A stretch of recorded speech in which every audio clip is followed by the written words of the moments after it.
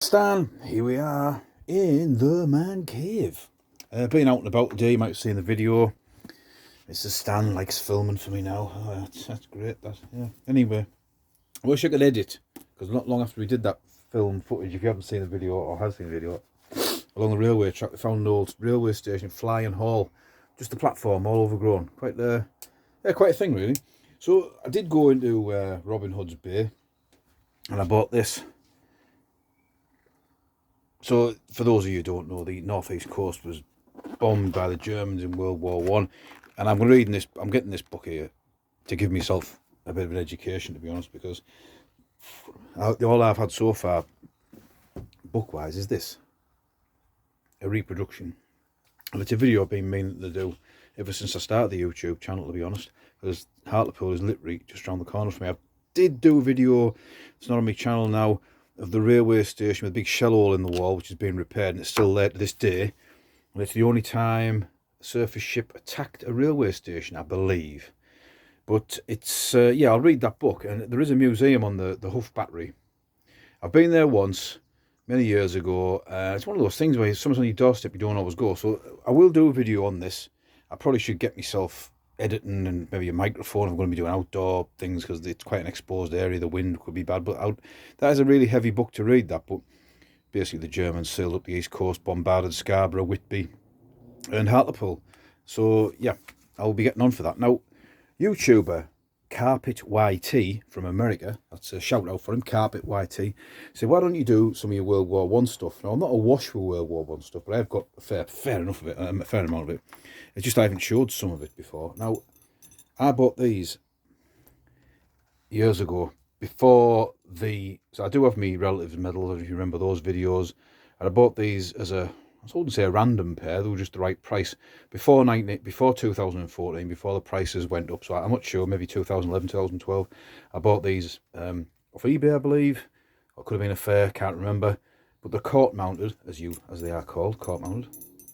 Very nice pair, and the prices of these now, they have gone they've gone up quite a lot since I paid for it. I can't remember. I don't know, lie and say I paid 30 quid, but I don't think it was more than £50. So they're it's a nice set there. And they are to move that out of the way, NVA, move that over there. They are to a driver, 22677, Corporal F. Lewis of the Army Service Corps. Now I have my little book here, I got off Gary Hall, just to give you a brief description of the medals. I mean, most of you know this anyway. So that on the left there, you have the 1415 star, instituted 1918. So I don't want to go through all the criteria, because there's better videos out there to do that. This is just like maybe a bit of a show and tell for Carpet YT. So I mean, there was 2,350,000 of these made. Compare that with the sorry, the 1914 stars, there was only 378,000 of those.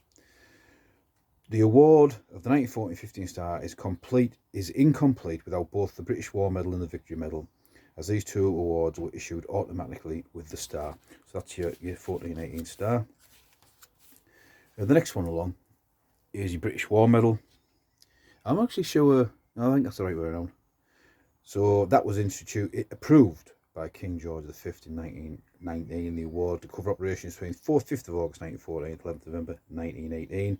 Again, there are so many little bits of the whys and wherefores in here that I think I'd be doing it a disservice not to do it properly, and there is better videos out there. But I mean, on the side, not the obverse, the other side, St. George on a horse, trampling underfoot the eagle and shield, the central powers of the skull and crossbones, top as a rising sun. So we'll have a look at that close up.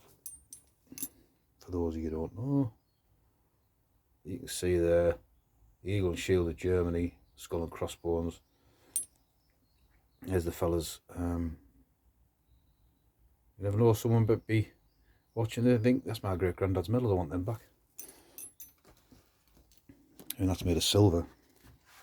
The War Medal is the most common silver medal in British service. It commands little value at auction. This book is 1993. So yeah, the prices have certainly gone up on these. And finally, the Victory Medal, one at the end. There we go. 1919, date of institution. Again, the criteria is wide and ranging. Some 5,750,000 medals were issued. Most recipients being military personnel. Those mentioned in dispatches between August 1914 and August 1920 wore a bronze oak leaf on the ribbon. All medals are named in various styles, but regiment deals omitted on those awarded to army officers. Note, the Victory Medal could not be awarded alone, but to recipients of the 14 or 14-15 star British War Medal 1914-1920. The bronze medal, obverse winged figure of victory holding a palm branch. On the reverse it says the Great War for Civilization. Right, so inside the medal is a plain rim, hangs from the ring ribbon, blah blah. Right, okay, so winged victory. I'm not rattling through it, but I do apologise. I have been putting off doing this for so long, simply because there's it much better, much better videos out there than me just prattling on. So right, so that's about it. Personally, if you're if you're a military collector, you should really try and get a set of these. I think they're just something that really finish off a cabinet. They're a good centerpiece for any display. And I know people have said to me before, not accused me, they've said to me, you know, Stan, you sort of don't have a certain area you collect. I probably don't. That's true.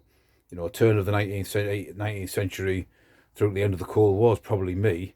And I do have I really probably need to get me display sorted out. So I've got World War I, World War II, and I'm not fussed about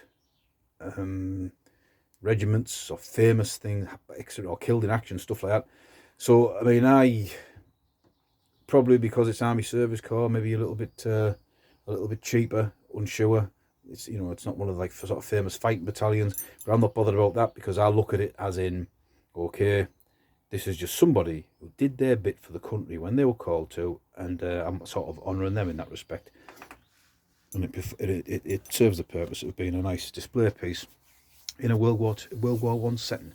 I am going to do another World War I item, and I'll see you.